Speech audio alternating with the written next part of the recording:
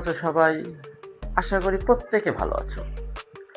আজকে সমান্তর ধারার আমি কোনো রাজত্ব করতে আসিনি। আজকে আমার টার্গেট শুধু একটি অঙ্ক, তা হলো অঙ্ক নাম্বার 8। অঙ্কটা দেখে অনেকের মনে হতে পারে এ তো অনেক কঠিন অঙ্ক। চলো এই কঠিনকে আমরা আজকে সহজ করে উপস্থাপন করি। বোর্ডে চলো। নম্বর অঙ্ক হলো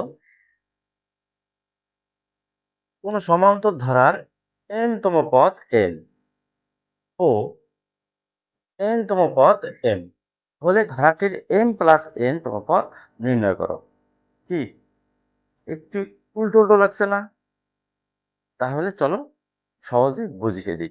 প্রশ্নটির দিকে একটু খেয়াল করো মনোযোগ সহকারে। এখানে লক্ষ্য করো m-তম পদ হয়ে গেছে n আর n-তম পদ হয়ে গেছে m। কি একটু উল্টো উল্টো মনে হচ্ছে না? চলো এই উল্টোটাকে একটু সোজা করে নিই। বোর্ডে অঙ্কটি সহজে বুঝিয়ে করি। ঠিক আছে? খুবই কঠিন নয়, খুবই সহজ একটি অঙ্ক। দেখতে একটু প্যাচাল প্যাচাল মনে হলেও অঙ্কটা কিন্তু খুব মজার এবং সহজ। কি আমাদের মনে আছে গত ক্লাসে বলেছিলাম, যারা গত ক্লাসের ভিডিওটা দেখতে পারোনি তারা দেখে নিও। এবার এই অঙ্কটাকে ব্যবচ্ছেদ করি। আমরা কিন্তু জানি, মনে করি সেই ঐতিহ্যবাহী সূত্র ধারাটির ধারাটির প্রথম পদ সমান a। এই ধারাটির প্রথম পদ a, যেটা এর আগেও আমরা করেছি। তাহলে সাধারণত আমরা কাকে ধরব? সরাসরি ঠিক ধরেছ, d কে ধরব। তাহলে সাধারণ অন্তর সমান a। এই পর্যন্ত ক্লিয়ার তো? চলো আরেকটু গভীরে যাই। তাহলে আমরা কি পাবো? ধারাটির n-তম পদ কি হবে? কি সূত্র জানা আছে না? এই যে সূত্র, হ্যাঁ ধরতে পেরেছ। তাহলে তাহলে m-তম পদ কি সূত্র? সেই বিখ্যাত সূত্র a plus m minus 1 is to d। a plus m minus 1 d। তাহলে n-তম পদ কি হবে? n-তম পদ n-তম পদ হবে a plus n minus 1 d। কিন্তু প্রশ্নের মধ্যে আছে n-তম পদ হবে n আর n-তম পদ হবে m। তাহলে কি দাঁড়ালো?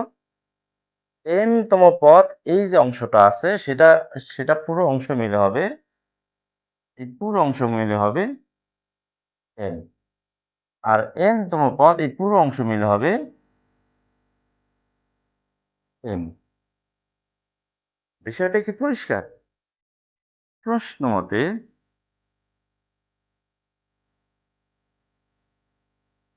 m-তম পদ সমান a plus m minus 1 b সমান কি ধরে নিতে বলেছে?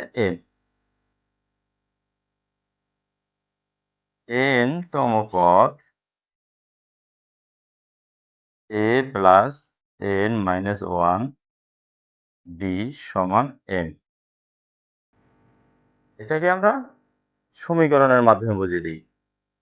তাহলে এটাকে ধরে নেই আমরা ১ নম্বর সমীকরণ, এটাকে ধরি ২ নম্বর সমীকরণ।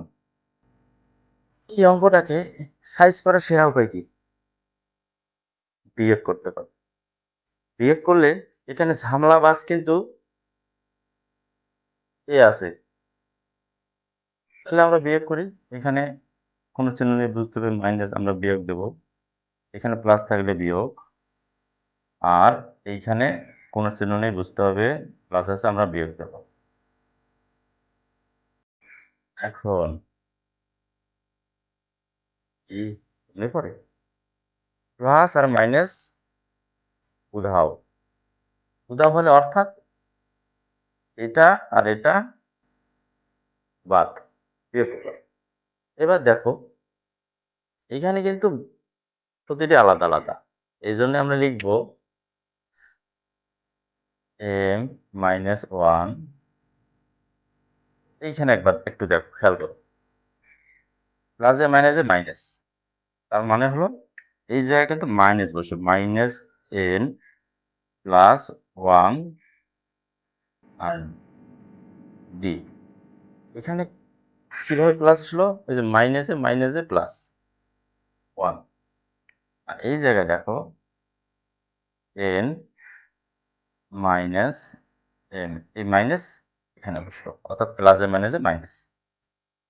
এখন বাকিটুকু করি, বা একটু খেয়াল করো, এখানে প্লাস 1 আছে আর এখানে মাইনাস 1 আছে। Plus 1 minus 1 0। 0 যদি হয় m মাইনাস n d সমান n minus n।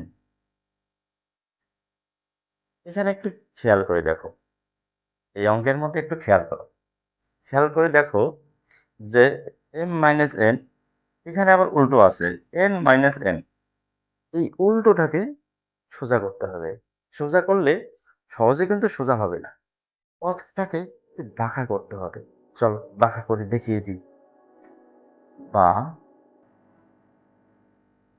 m minus n d সমান মাইনাস m মাইনাস n। কি কঠিন মনে হচ্ছে? এখানে মাইনাস কমন নিয়ে, আগে ছিল এখানে মাইনাস, কমন নেওয়ার কারণে ওই জায়গায় প্লাস, আর সামনে প্লাস চিহ্ন ছিল, প্লাসে মাইনাসে মাইনাস, সোজা করে নিলাম। এখন দেখো বা ডি সমান এই অংশ এবং এই অংশ m মাইনাস n এবং m মাইনাস n হবে, অর্থাৎ বাতিল হবে, ভাগ হবে। ভাগ করলে আমরা পাবো -1। আমরা কিন্তু ডি এর মান 1 পেয়েছি। এখানে এতটুকু পর্যন্ত আমরা তো অঙ্কটা বুঝতে পেরেছি, তাই না? আরেকটু অংশ আছে। একটু অংশ হলো ধারাটির m প্লাস n তম পদ কত? আমরা সেই অংশটুকু দেখিয়ে দিই। অতএব m প্লাস n তম পদ সমান আগের মতো সূত্র, a plus m plus n minus 1 d। এনটাকে একটু আলাদা করে নিই বোঝার সুবিধার জন্য। এটাকে ব্র্যাকেট ভেঙে সাজিয়ে লিখলে হয়, দেখো a plus m minus 1 d plus n d, অর্থাৎ এটা একটু আলাদা করে দিলাম। ঠিক আছে, সামনে প্লাস ছিল, প্লাসটা দিয়ে দিলাম।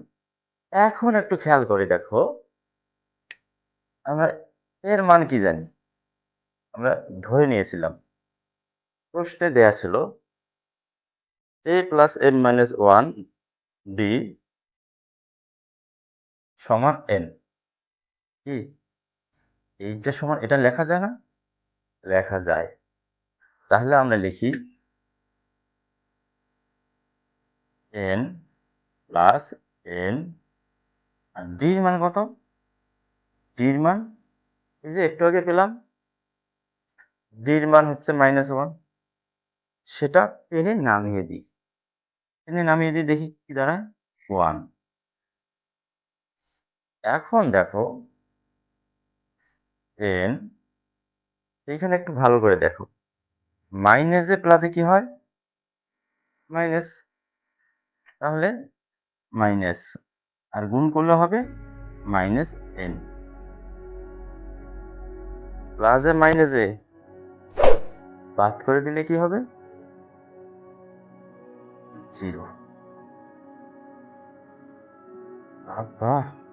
এত বড় অঙ্ক শেষ পর্যন্ত 0 হয়ে গেল। এত গ্যাঞ্জাম করলো, গ্যাঞ্জাম করে শেষ পর্যন্ত ফলাফল এই। কি মজা তো পেলাম। এরকম সহজ সহজ অঙ্ক পেতে চ্যানেলটি লাইক, কমেন্ট এবং সাবস্ক্রাইব করে পাশে থাকবে। আজকের ভিডিও এ পর্যন্তই।